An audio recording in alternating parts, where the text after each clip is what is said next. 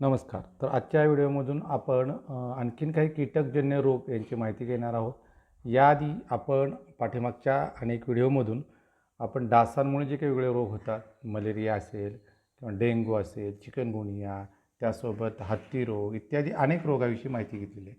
तर आजपासून आपण जे माशा आहेत, त्या माशामुळे जे रोग होतात त्याची माहिती घेऊयात. म्हणजे जे माशा आपल्या अवतीभोवती फिरत असतात त्यांच्यामुळे सुद्धा, त्यामध्ये काही चावणाऱ्या पण माश्या असतात, तर त्यांच्यामुळे सुद्धा काही रोग होऊ शकतात, त्याची माहिती घेऊयात. त्यामध्ये आज आपण विशेष प्रकारचा एक रोग आहे, त्याचं नाव आहे लॅशमॅनिया. लॅशमॅनिया नावाचा हा रोग आहे.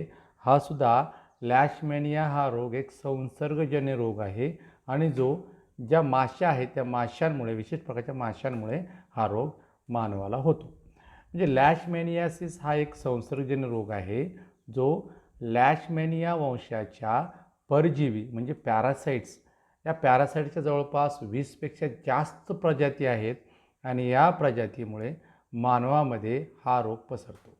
जो मानवासोबतच काही सस्तन जे प्राणी आहेत त्यांना पण हा रोग होतो. म्हणजे काही सस्तन प्राणी आहेत, त्या सस्तन प्राण्यामध्ये सुद्धा हा रोग आपल्याला आढळून येतो. म्हणजे मानवासोबतच हा जो रोग आहे तो प्राण्यांना सुद्धा प्रभावित करतो. हा एक परजीवी, हे जे परजीवी आहेत, हे जे पॅरासाइट्स आहेत, हे पॅरासाइट्स मानवाला वेगळ्या प्रमाणात संक्रमित करतात, ज्यामुळे आल्सर होतो किंवा त्वचेच्या संसर्गापासून ते अनेक रोग, म्हणजे मानवाला विविध अवयवान भागावर सुद्धा दुखापत होऊ शकते. अशा प्रकारचे विकृती निर्माण करणारे रोग ह्या माशांमुळे होतात आणि त्यामध्ये लॅशमॅनियाचा एक आपल्याला यामध्ये नाव घेता येईल. हा रोग जो आहे लॅशमॅनिया, हा रोग सँडफ्लाय जातीच्या माशीच्या चाव्यामुळे पसरतो.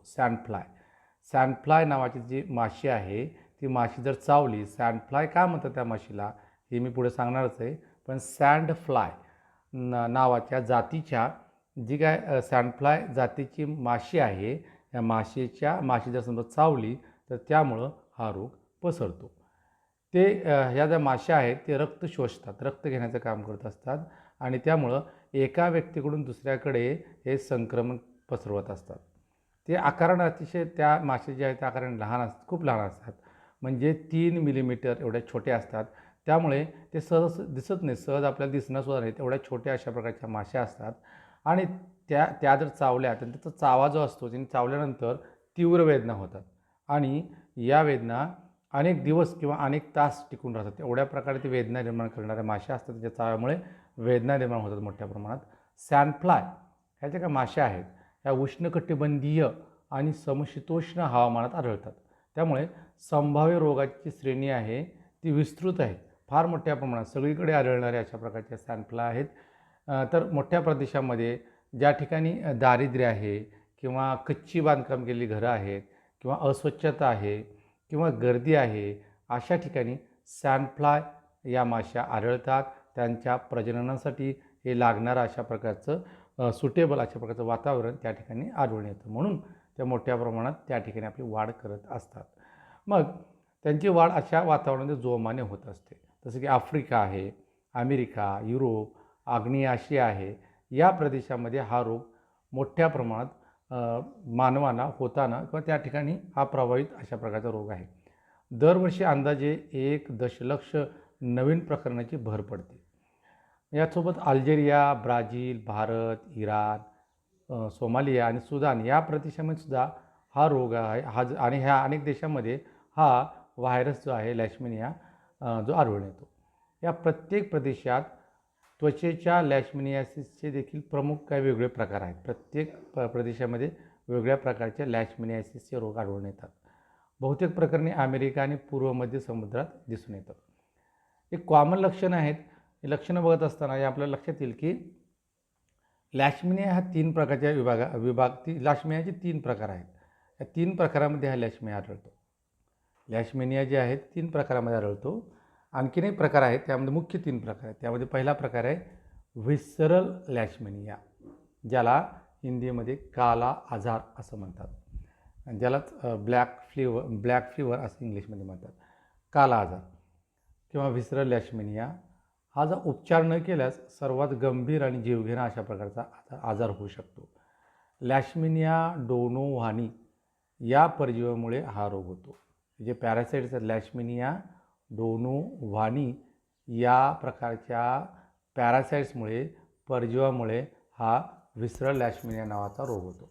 हा आजार सॅनफ्लाय त्यासोबत फ्लेबोटोमस आर्जेंटिप्सद्वारे प्रसारित होतो. सॅनफ्लाय आणि फ्लेबोटोमस आर्जेंटिप्सद्वारे प्रसारित होतो. मानव हा या रोगाचा वाहक आहे. म्हणजे एकाला रोग झाला तर तो मानव हा वाहक ठरतो. त्याला आपण रिझर्वायर म्हणू शकतो किंवा कॅरियर म्हणू शकतो. हा वाहक ठरतो आणि एकाकडून दुसऱ्याकडे, एका मानवाकडून दुसऱ्या मानवाकडे, एका रोगाकडून दुसऱ्या रोगाकडे हा प्रसार होणारा अशा प्रकारचा रोग आहे. विसरल लॅशमिनियासिस ज्याला काला आजार असं म्हणलं जातं. हा रोग जो आहे हा सर्वात गंभीर प्रकारचा रोग आहे आणि उपचार न केल्यास यामध्ये 95% जास्त प्रकरणामध्ये तो प्राणघातक ठरू शकतो.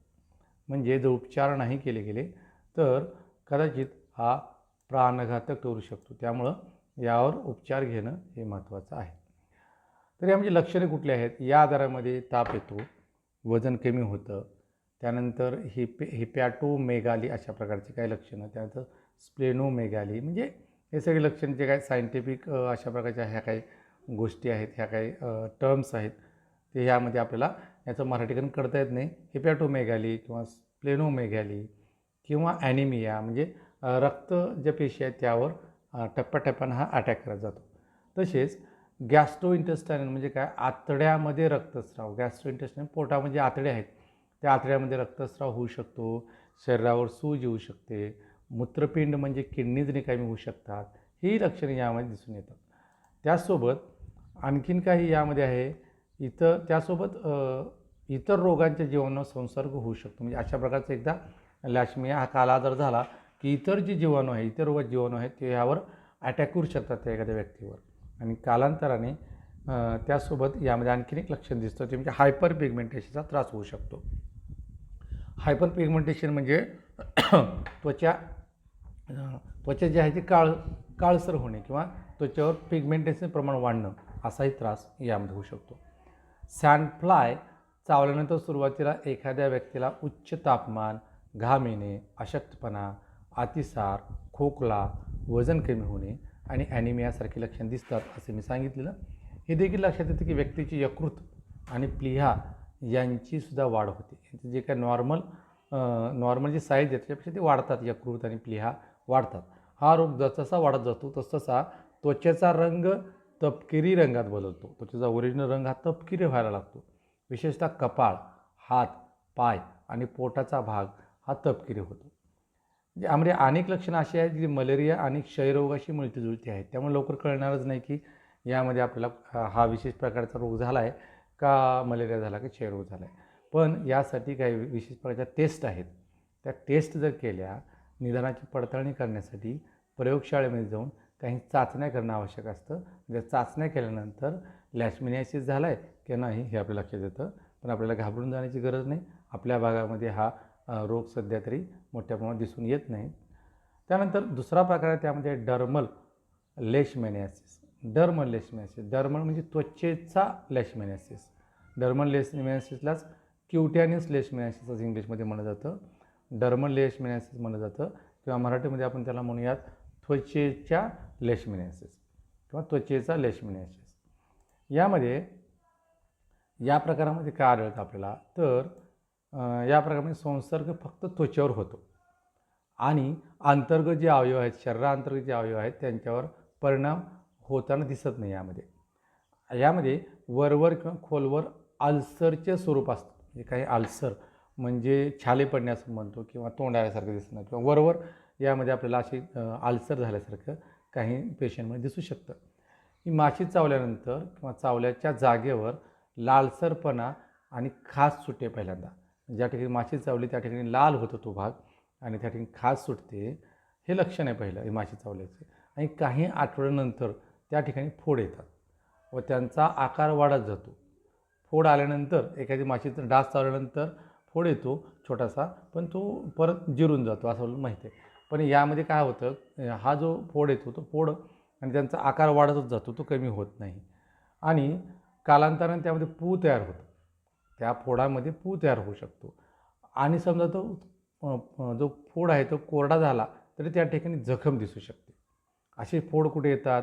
असे जे फोड आहेत ते चेहरा, हात, पाय यासारख्या शरीराचे जे उघडे भाग आहेत, ज्या ठिकाणी हा मासे चावणार आहे त्या ठिकाणी आपल्याला हे फोड दिसून येतात. बॅक्टेरियाच्या संसर्गाच्या बाबतीत विचार करत असताना किंवा एखाद्या व्यक्तीच्या प्रतिकारशक्तीमध्ये यामुळं काय होतं, प्रतिकारशक्ती कमी होते, कारण बॅक्टेरियल अटॅक झालेला असतो, बॅक्टेरिया संसर्ग झालेला असतो, त्यामुळं त्या एखाद्या व्यक्तीची प्रतिकारशक्ती कमी होते आणि मोठ्या प्रमाणात अल्सर यामध्ये दिसू शकतो आणि अशा केसेसमध्ये बरे होण्यास फार उशीर लागू शकतो. आणि हे जे चट्टे निर्माण झालेले आहेत, म्हणजे जे चट्टे आहेत ते चट्टे निर्माण झाले ते कमी होण्यासाठी काही कालावधी जाऊ शकतो किंवा बरेच दिवसापर्यंत हे चट्टे यामध्ये राहू शकतात, असे आपल्याला यामध्ये दिसून येतं. आणखीन काय जे लक्षण आहे त्यामध्ये सामान्यतः चेहरा, पाठ आणि हातापायावर आपल्याला चट्टे वगैरे दिसायला लागतात किंवा हे परिणाम करतात. हे तोंडातील जे काय नाजूक त्वचा आहे, श्लेष्मल, ज्याला श्लेष्मल त्वचा म्हणतात, तोंडातील नाजूक त्वचा, श्लेष्मल त्वचा जी आहे किंवा जननेंद्रिय आहेत, त्या जननेंद्रियाच्या काही भाग देखील यामध्ये समावेश असू शकतो. शरीरावर अनेक ठिकाणी जखमा होतात. सुरुवातीच्या या ज्या छोट्या गाठी आहेत, या लहान लहान गाठी, त्यावर पापुद्रा तयार होतो आणि जे हळूहळू 2 सेंटीमीटर व्यासापर्यंत वाढतात. ह्या ज्या आहेत त्या गाठी परत वाढायला लागतात. अल्सरेशन जे यामध्ये ओलसर प्रकारचं अल्सरेशन यामध्ये असू शकतं आणि त्यामधून पू बाहेर पडू शकतो. त्वचेच्या उघड्या भागावर, विशेषतः चेहऱ्यावर फोड दिसतात. संक्रमित सँडफ्लाय जे चावल्यामुळं त्या ठिकाणी फोड वाढतात आणि यामुळं यांचा जो कालावधी आहे संक्रमित सँडफ्लाय चावल्यापासून आणि अशा प्रकारचे लक्षणं दिसण्यामध्ये, याला जो काही कालावधी आहे त्याला इन्क्युबेशन टाईम जो म्हणतो आपण किंवा त्याला मराठीमध्ये उष्मायन वेळ म्हणतो, हा जो काही इन्क्युबेशन टाईम आहे तो 2 आठवड्यापासून 6 महिन्यापर्यंत असू शकतो. म्हणजे माशी चावल्यानंतर, साधारण सँडफ्लाय चावल्यानंतर 2 आठवड्यापासून 6 महिन्यापर्यंत असे लक्षण दिसायला लागतात. हे जे फोड जे आहेत ते सहसा वेदनारहित असतात. या रोगामध्ये जे फोड आहेत ते वेदनारहित असतात. काही दुसऱ्या प्रकारामध्ये हे वेदनादायक असू शकतात, पण यामध्ये फोड जे आहेत ते वेदनारहित असतात आणि भौतिक वेळेस आपोआप कमी होतात. हा झाला दुसरा प्रकार. तिसरा प्रकार जो आहे तो आहे म्युकोक्युटेनियस लॅशमिनियासिस. म्युकोक्युटेनियस लॅशमिनियासिस हा सर्वात सामान्य प्रकार आहे. सर्वसामान्य अशा प्रकारचा हा प्रकार आहे. याचा पण संसर्ग सँडफ्लाय माशी चावल्यामुळेच होतो आणि याची लक्षणं जे आहेत ते खास करून रेस्पिरेटरी सिस्टीम, म्हणजे श्वासोच्छ्वास करणारे जे काय आपलं केंद्र आहे त्या श्वासोच्छ्वासाच्या भागाच्या केंद्रावर, म्हणजे नाकाच्या आतील भागावर जे काय पटल असतं त्याला श्लेष्मल पटल म्हणतात किंवा श्लेष्मल भाग आहे, यापासून सुरुवात होते या रोगाची. म्हणजे जे ते अनुनासिक सायनस, म्हणजे नेझल सायनस इंग्लिशमध्ये म्हणतो आपण, अनुनासिक सायनस, रक्तसंचय यामध्ये होऊ शकतो. अनुनासिक सायनस या भागामध्ये रक्तसंचय होऊ शकतो आणि नंतर अनुनासिक पडद्यामध्ये, म्हणजे जो काय त्या ठिकाणी असलेला पडदा आहे त्या पडद्यामध्ये अल्सर तयार होतं. म्हणजे नाकामध्ये अल्सर, खड्डे पडायला लागतात आणि घसा आणि घशाची जी पोकळी आहे, तर नाक घसा एकमेकाला कनेक्टेड असतात, म्हणजे नाक कान घसा एकमेकाला कनेक्टेड असतात. यांच्यामध्ये नाक आणि घशामध्ये आपल्याला घशाच्या पोकळीपर्यंत अशा प्रकारचे अल्सर पसरलेला दिसतो आणि पुढे चालून त्या व्यक्तीला निमोनिया होऊ शकतो. हे जे काही लक्षणं आहेत ते आहेत म्युकोक्युटेनियस लॅशमिनियासिस. त्यासोबत सामान्यतः प्राथमिक किंवा स्थानिक उपचारानंतर याची काही लक्षणे उद्भवतात. म्हणजे उपचार जे व्यवस्थित घेतले नाही गेलेत, स्थानिक लेवलवर काही उपचार घेतले तरी लक्षणं वाढू शकतात. काही लक्षणं काही महिन्यात किंवा अनेक वर्षांनी विकसित होऊ शकतात. असं काही नाही लगेच होऊ शकतं, त्याला भाग नाही. गाठी ज्या तयार होतात ते सहसा डोळे आणि तोंडाच्या नाजूक त्वचेवर परिणाम करतात.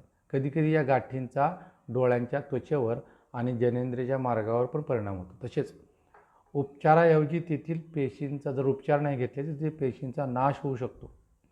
असे फोड अनेकदा वेदनादायक असतात, त्यामुळे इतर रोगाचे संक्रमण होऊ शकतं. त्यासोबत संसर्ग जे आहेत ओव्हरऑल आपले 3 प्रकार बघितले. यामध्ये 3 प्रकार जे आहेत विसरल लॅशमेनिया, त्यानंतर डर्मल लॅशमेनियासिस, तिसरा प्रकार म्युकोक्युटेनस लॅशमेनियासिस. आता संसर्ग कशामुळे होतं हे आपलं थोडक्यात आता लक्षात आलेलं आहे की लॅशमेनियासिस जे परजीवी आहेत, ही लॅशमेनियासिस परजीवी आहेत, ही पॅरासाइट्स. ही लॅशमेनियासिस कुठं असतात तर सँडफ्लाय जातीची ज्या मादी आहेत त्या सँडफ्लाय जातीच्या मादीच्या शरीरामध्ये असतात आणि त्या मादीच्या सँडफ्लाय जातीच्या जी माशी आहे त्या माशीच्या चाव्याद्वारे पसरतात. म्हणजे मादी सँडफ्लाय ही या रोगाची वाहक आहे, प्रसारक आहे, वाहक किंवा प्रसारक आहे.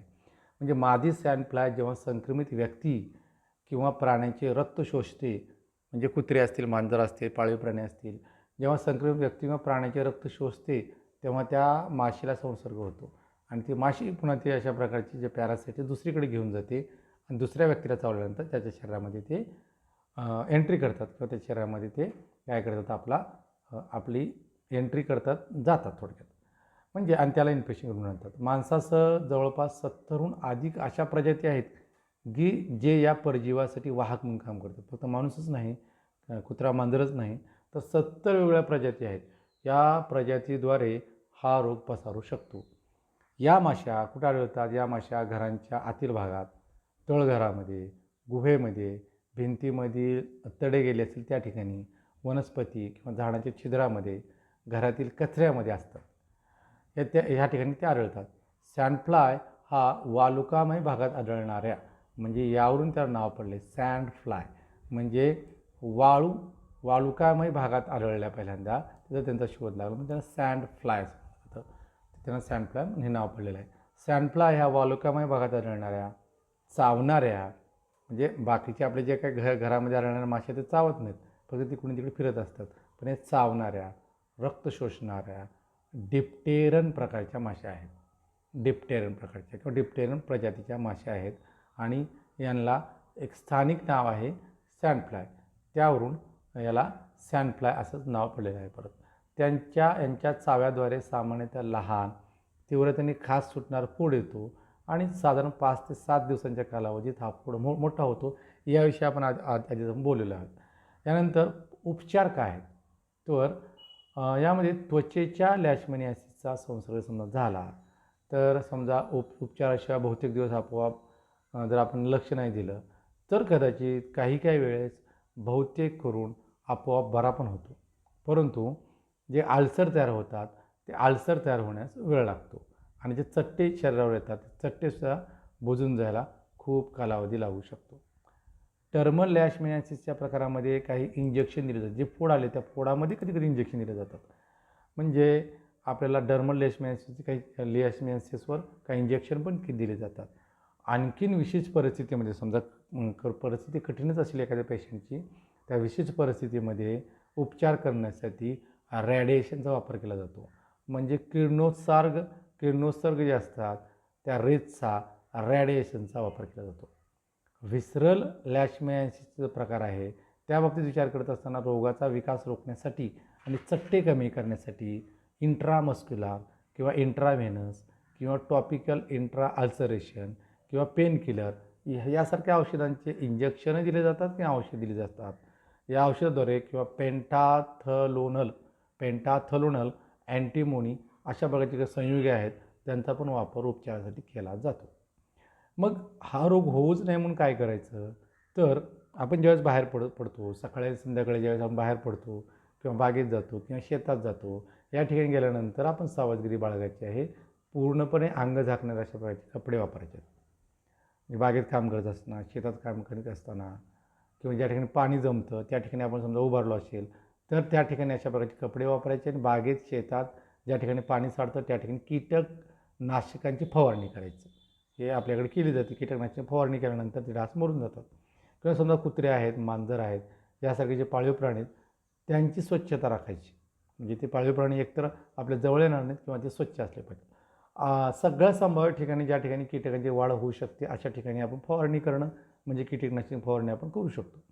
लहान मुलांसाठी मच्छरदाणीचा वापर करणं आणि आपणसुद्धा ह्या सगळ्या गोष्टीची काळजी घेणं की जेणेकरून आपले डास चावणार नाहीत, त्या माशा चावणार नाही, त्याची आपण काळजी घेतल्यानंतर हा रोग नीट होतो. धन्यवाद.